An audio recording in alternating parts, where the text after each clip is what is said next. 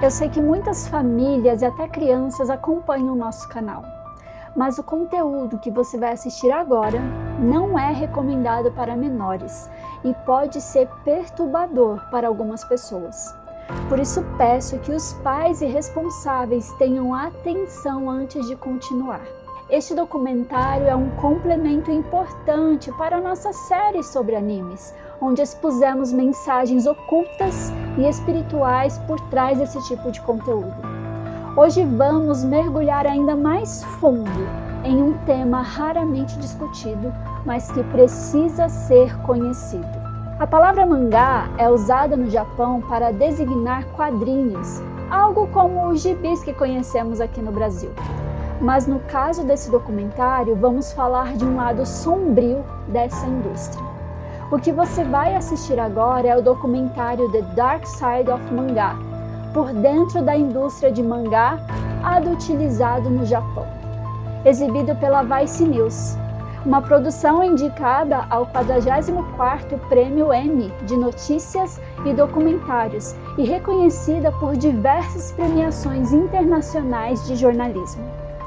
Esse documentário revela uma brecha na lei japonesa que permite que artistas produzam livremente material sexualizado com crianças, protegido por uma próspera indústria e pela chamada liberdade de expressão, resistindo à pressão internacional para mudar.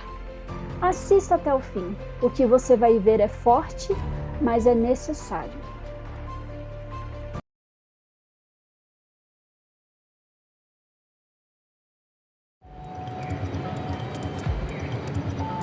Por favor, confira o quadro de avisos próximo à entrada antes de prosseguir.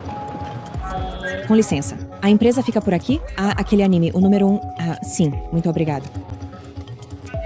Estamos indo agora para o Animate Japan, que é a maior convenção de anime do mundo. Anime e mangá são algumas das exportações culturais mais populares e lucrativas do Japão.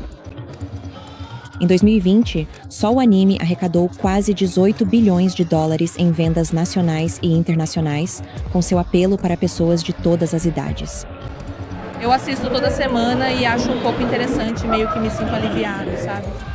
Sejam histórias sobre artes marciais ou garotas mágicas, o foco geralmente está em personagens fofos e inocentes. Mas às vezes, a linha entre o fofo e o preocupante pode ficar bem tênue. Algumas meninas com aparência realmente jovem, vestindo basicamente pouca ou nenhuma roupa. É desconfortável. Elas são claramente crianças e isso simplesmente está exposto desse jeito, bem aqui. E as pessoas andam por aí como se nada estivesse errado, como se nada fosse diferente. Essas imagens são leves comparadas ao que existe por aí. Online e em livrarias, existe todo um subgênero de xenografia infantil animada. Como é uma ficção em que não há vítimas reais, eu sinto que, se for para aproveitar isso em um espaço restrito, só seu, talvez devêssemos permitir um pouco. Shinji é um super fã de anime e também um dos artistas que cria quadrinhos que mostram xenografia infantil. Eu acho que provavelmente há pessoas que também pensam assim. Eu não posso simplesmente dizer para parar porque acho nojento. E também não acho que, só porque me sinto desconfortável, deva ser algo punido por lei ou que deva ser criada uma lei para isso. Pessoal, Muito obrigado. Os legisladores japoneses concordam com o artista. Seção G. Nos Estados Unidos, apenas possuir uma revista com animações, como o Shiyu Huon, pode levar você a até 15 anos de prisão e ser rotulado como um agressor sexual pelo resto da vida. Mas aqui não é assim. Quando a pornografia infantil foi finalmente proibida no Japão em 2014, editoras fizeram lobby para manter o material animado envolvendo crianças legal, argumentando que a liberdade de expressão dos artistas é protegida pela Constituição. Hoje, todos os mangás, não importa o quão sexualmente explícitos sejam, são protegidos por lei.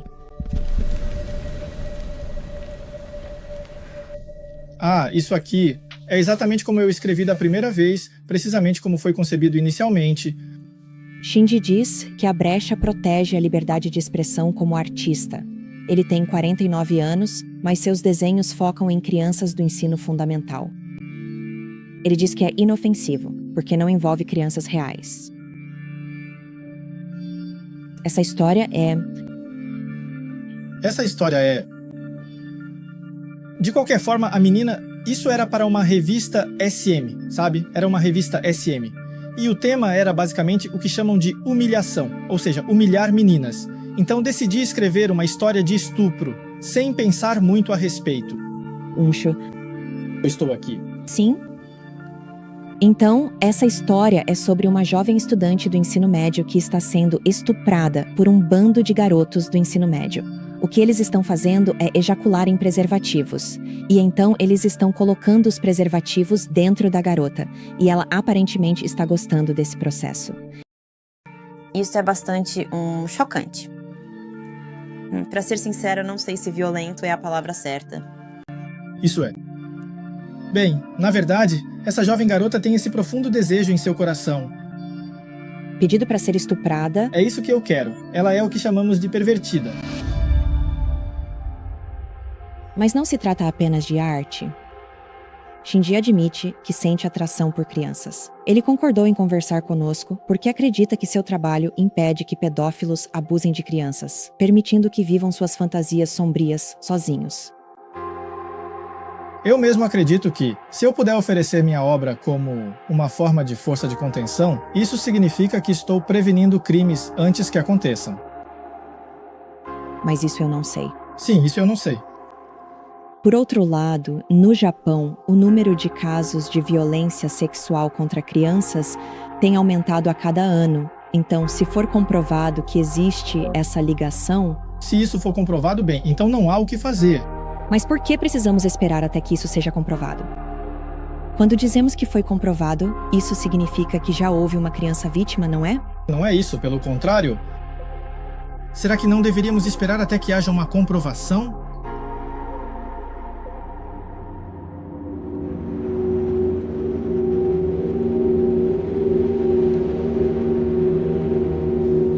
Bem, é difícil colocar isso em palavras. É essa a violação dos direitos humanos. Kazunaka Nageri dirige uma organização que ajuda vítimas de violência sexual, incluindo crianças que foram abusadas ou forçadas à exploração sexual infantil.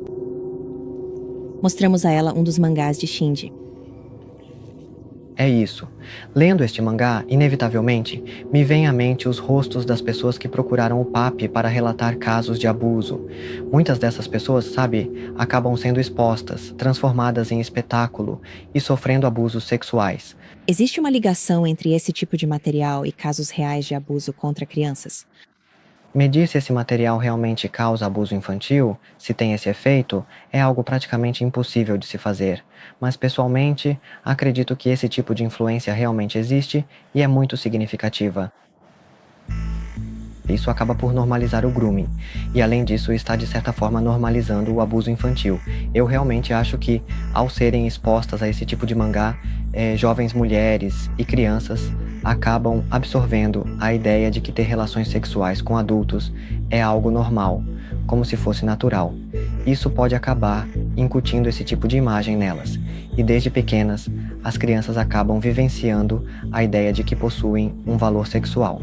Isso acaba se tornando parte da formação da sociedade, fazendo com que as crianças internalizem esses valores.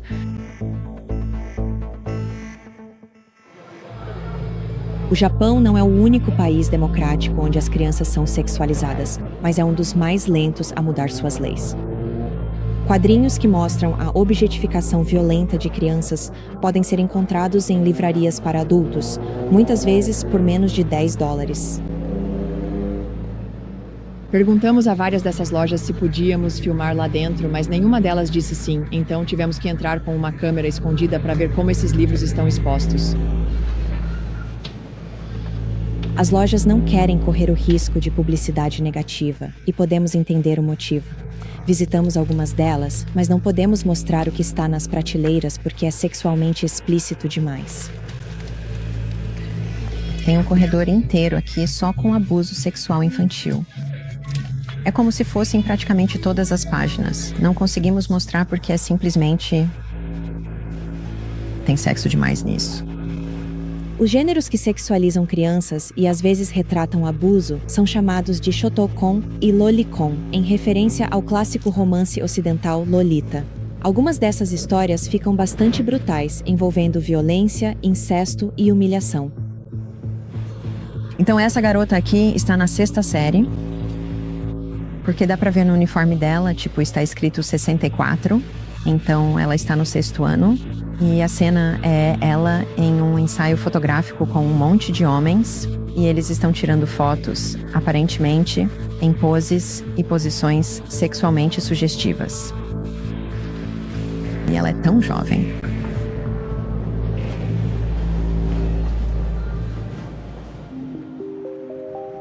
Não existem estudos que provem que pornografia infantil animada leva a agressões reais. O que sabemos, a partir de dados da polícia, é que o Japão está enfrentando uma crise de abuso infantil. Cada vez mais crianças estão se tornando vítimas de gekage nas redes sociais e mais adultos estão sendo presos por abusar de menores.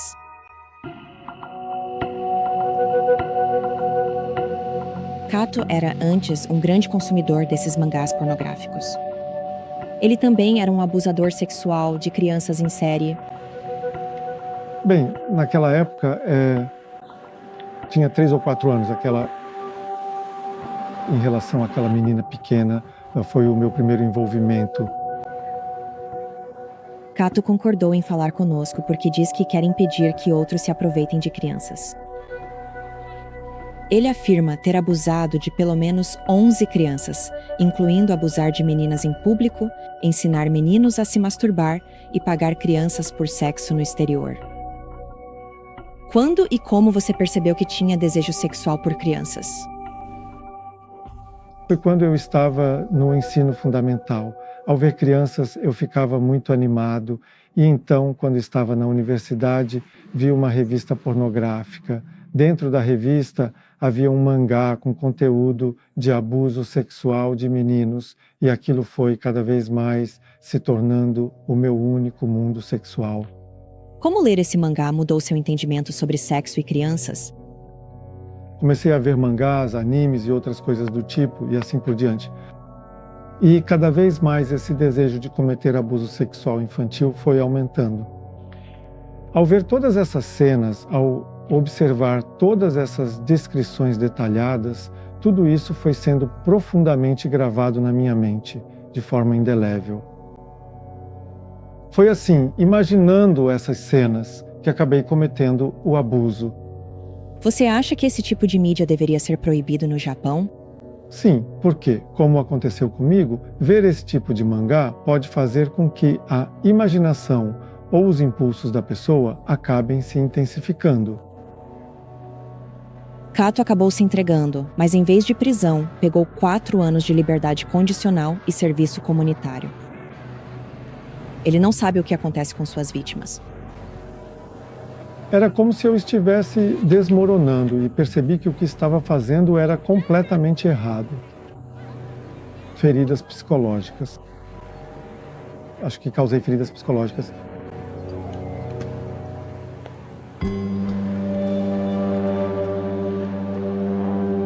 Quando o Fora da Lei Charles foi proibido no Japão, o parlamento se recusou a estudar a ligação entre mangá e abuso após pressão de editoras e alguns parlamentares. Não é que o mangá tenha influência. Esses atos já existem como crimes, independentemente de haver mangá ou não. Jitsu é um funcionário eleito de Tóquio e também está entre os artistas. Bem, dizem quase em uníssono que este mangá leva ao abuso sexual infantil. O que você acha dessa opinião?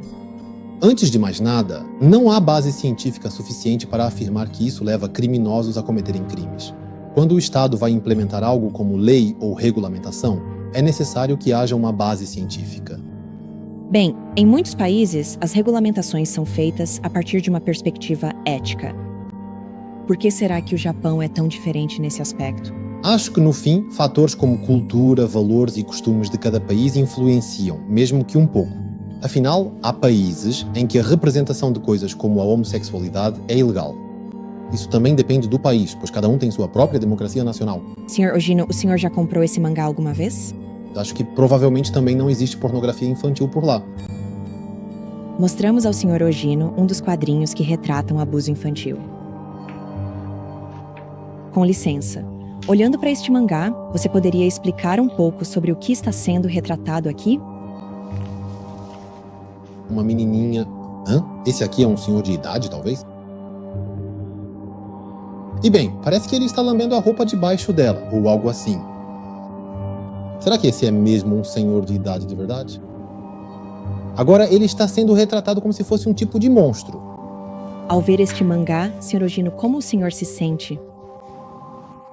É um desenho de uma criança. Só consigo pensar que é um mangá para adultos. Mesmo assim, ao ver isso, você ainda acha que esse mangá deve ser protegido? Sim, é isso mesmo. Eu concordo. É problemático? Não. Não há nada planejado sobre esse mangá abusivo. Parlamentares japoneses dizem que não há vítimas reais nisso e que a liberdade de expressão está garantida na Constituição, mas defensores dos direitos das crianças alertam que este não é apenas um problema do Japão. O material que é legal aqui pode e será visto em qualquer lugar. Acho que esses tipos de mangás e outros materiais vêm sendo publicados há mais de 20 anos, mas bem, as famílias e... Sim. Vocês sabem que esse tipo de mangá está sendo publicado, não é? Realmente é um pouco difícil de dizer, né? Não dá pra falar isso em voz alta, não é mesmo? Culpa, às vezes sinto um pouco disso, sim. Seria mentira dizer que eu não sinto culpa. Basicamente eu sinto sim. Bem, logicamente não estou fazendo algo certo. Acho que não é algo pelo qual eu deva ser elogiado. Mas bom, também não estou cometendo um crime.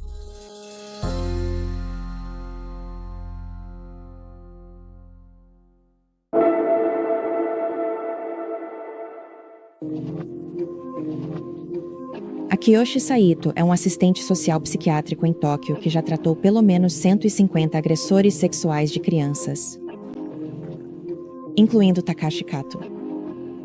Quantos dos seus clientes consomem esse tipo de mídia? Mais de 90%. Então muitos agressores dizem que foi como se a caixa de Pandora tivesse sido completamente aberta. Por que exatamente?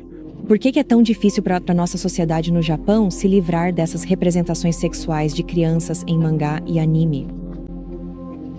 Eu, pessoalmente, sinto que existe uma tendência de desrespeitar os direitos das crianças. Se vivêssemos em uma sociedade que realmente protegesse os direitos das crianças, mesmo que houvesse questões relacionadas à liberdade de expressão, não acho que permitiríamos a circulação de obras criativas que envolvem abuso sexual infantil. Alguns dizem que não há provas de que essa mídia esteja ligada a crimes sexuais reais contra crianças. Mas o que você acha desse argumento? Acho que ninguém nasce pensando, no futuro vou me tornar um pedófilo. Acho que dentro da sociedade japonesa, as pessoas acabam se tornando pedófilas ao longo do tempo. Não é que façam isso de propósito, mas na verdade, mesmo que seja só uma pessoa, se existe alguém que de fato está cometendo atos de agressão, então realmente precisamos considerar essas obras de ficção. Acho que é necessário discutir seriamente como devemos lidar com elas.